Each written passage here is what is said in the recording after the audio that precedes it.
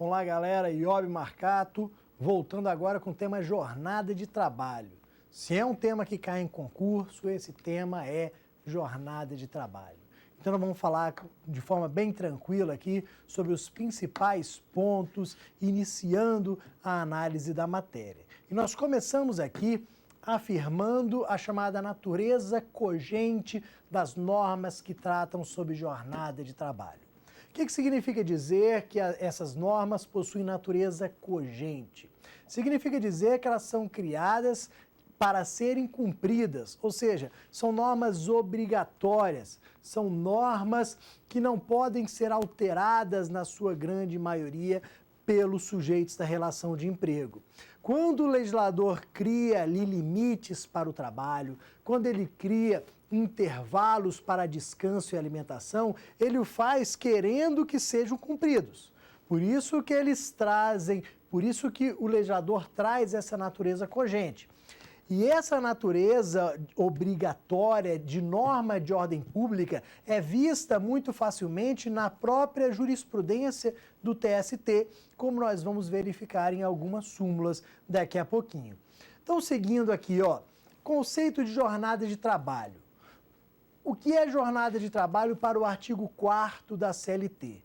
Artigo 4º da CLT diz que jornada de trabalho é o tempo à disposição do empregador, bem como aquele em que eu tenho trabalho efetivo. Então vejam, se eu estou trabalhando efetivamente, eu estou cumprindo a minha jornada de trabalho.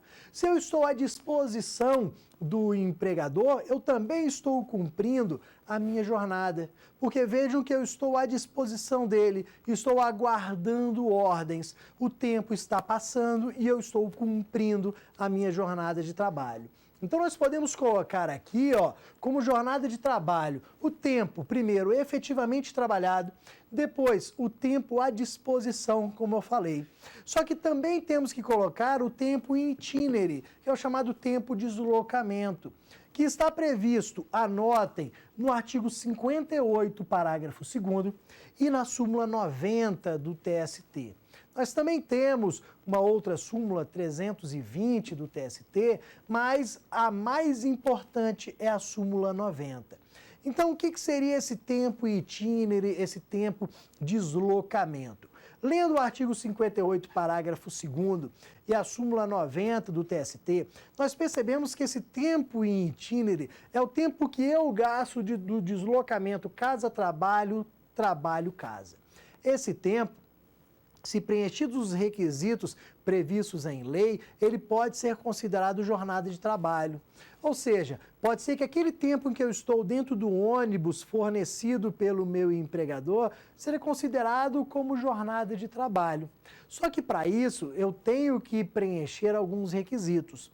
O artigo 58, parágrafo 2º da CLT e a súmula 90 do TST dizem que essa condução tem que ser fornecida pelo empregador. Por isso que eu falei o ônibus ali fornecido pelo empregador, o carro, a van, a moto, ou seja, a condução fornecida pelo empregador para local de difícil acesso ou não servido por transporte público regular. Então pensem o seguinte, o meu local de trabalho, ele é de difícil acesso, não é servido por transporte público regular. E para suprir essa deficiência, o empregador fornece a condução. E aí eu gasto 1 hora do trajeto casa-trabalho e 1 hora no retorno trabalho-casa. Eu já tenho 2 horas ali utilizadas para o deslocamento. Essas 2 horas, por estarem presentes os requisitos, serão denominadas de horas in itinere. Elas serão consideradas jornada de trabalho.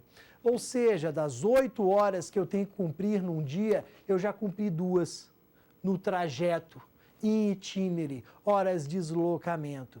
Se eventualmente eu chego na empresa e trabalho 8 horas, eu terei no final do dia cumprido uma jornada de 10 horas. 8 trabalhadas no local e 2 in itinere, fazendo com que eu tenha que receber, tenha direito a receber 2 horas extraordinárias.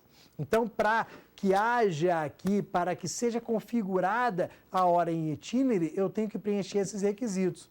local de difícil acesso ou não servido por transporte público regular, condução fornecida pelo empregador.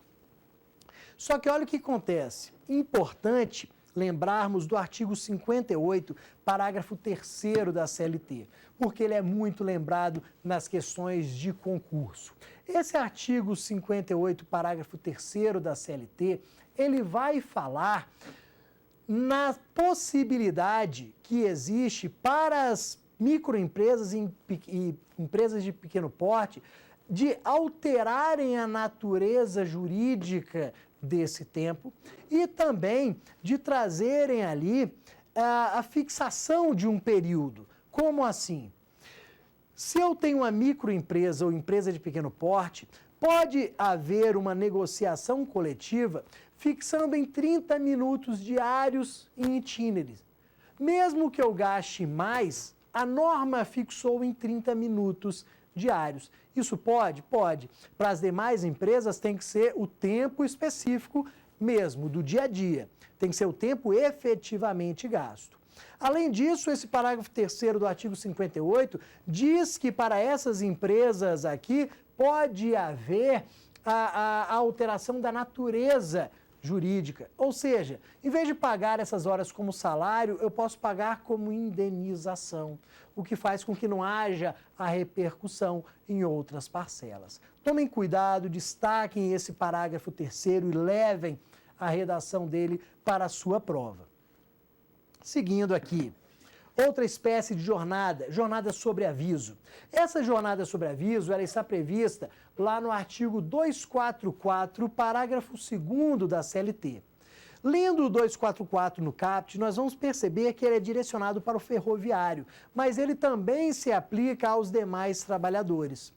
A hora sobre aviso, ela é caracterizada por ser cumprida em casa. O dispositivo, ele fala o seguinte: se você permanecer na sua residência aguardando ordens, esse tempo será remunerado. Então você tem a jornada sobre aviso, que é aquela que é caracterizada por você esperar na sua casa. Ao esperar ordens na sua casa, você acaba tendo uma redução ali da sua liberdade. Você deixa de passear para longe, às vezes você deixa de ingerir alguma bebida, pensando que pode ser chamado para o trabalho. Essa limitação aqui fez com que o legislador impusesse regras, limites sobre o tempo sobre aviso e o pagamento. Vejam que, lendo o parágrafo 2º da CLT, você vai perceber que não há possibilidade de se ficar mais de 24 horas de sobreaviso. E sendo ainda que essas horas são pagas na razão de 1/3 da hora normal, efetivamente trabalhada. Então você está dentro da sua casa, aguardando ordens, pode estar dormindo, vendo televisão, fazendo o que você quiser. Aquelas horas sobre aviso serão remuneradas. Você vai receber 1/3 da hora normal. Se a sua hora normal vale R$6, a sua hora sobre aviso valerá R$2. Só que aí, vamos lá, surgiu a questão aqui do celular.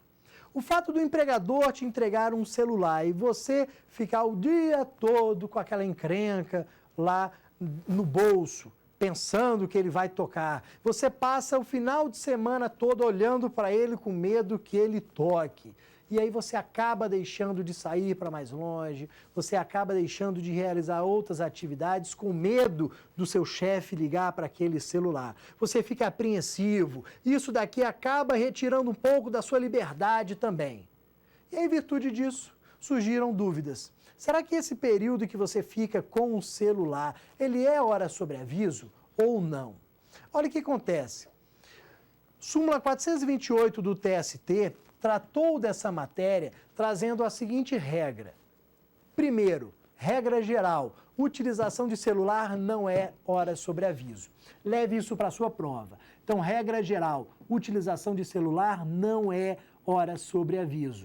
Por quê? Porque você não tem limitação como você tinha lá atrás com o telefone fixo.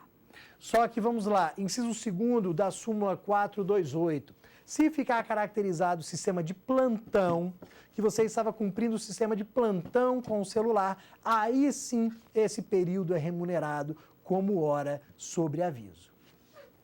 Depois, hora prontidão, ainda artigo 244, parágrafo 3º da CLT. Qual que é a diferença entre a hora prontidão e a sobreaviso? A sobreaviso você está em casa, a prontidão você está no local de trabalho. Você sai de casa e vai para o local de trabalho e lá fica esperando necessidade, chamado, emergência. Na prontidão, como você tem que sair de casa, o tempo que você permanece na empresa tem que ser menor. Então, 12 horas é o limite. E você tem que receber mais, você recebe com 2/3. Então, no prontidão, máximo de 12 horas, recebendo 2/3. No sobreaviso, máximo de 24 horas, recebendo 1/3. Além disso, nós temos ali o chamado tempo residual à disposição do empregador. Isso daqui é fundamental para você. Peguem lá o artigo 58, parágrafo 1º da CLT. Você vai ver a chamada variação de minutos na entrada e na saída. Poxa, hoje eu me atrasei 2 minutos. Hoje eu saí 3 minutos mais cedo. Ontem eu me atrasei 4 minutos. Será que o fato de ter me atrasado 4 minutos vai gerar ali o desconto no meu salário? Se eu tiver trabalhado 3 minutos a mais, será que eu vou receber 3 minutos extras? Não. Esse tempo residual à disposição do trabalhador, vocês vão perceber no dispositivo que é uma variação possível de 5 minutos na entrada, 5 minutos na saída. Então você pode chegar 5 minutos atrasado, que você não vai ter esses minutos descontados. Se você chegar 5 minutos mais cedo, você não vai receber como extra. É a variação possível de 5 minutos na entrada, 5 minutos na saída, no máximo de 10 minutos diários. Só que vamos lá, se você, em vez de sair até 5 minutos mais tarde, se você sair 10 minutos mais tarde, você vai receber os 10 minutos como extras. Você não vai receber só 5 minutos, só o que excedeu a variação. Não. A súmula 366 do TST diz que, ultrapassado o limite da lei, você recebe na integralidade.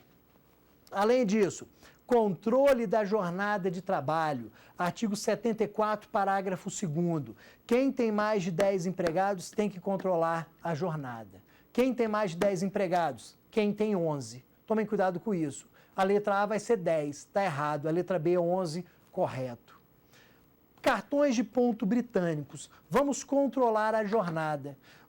Veja o cartão de ponto que foi apresentado. Entrada 888888, saída 18, 18, 18, 18, 18. Cartão britânico. Esse cartão é presumidamente falso. Ninguém chega sempre às 8 horas cravados e sai às 18. Então a súmula 338 do TST diz que eles não servem como prova. E aí chegamos à questão de concurso aqui. Turno ininterrupto de revezamento diz respeito ao tipo de jornada que se submete o empregado, caracterizando-se pela alternância periódica de horários em que a referida jornada é prestada.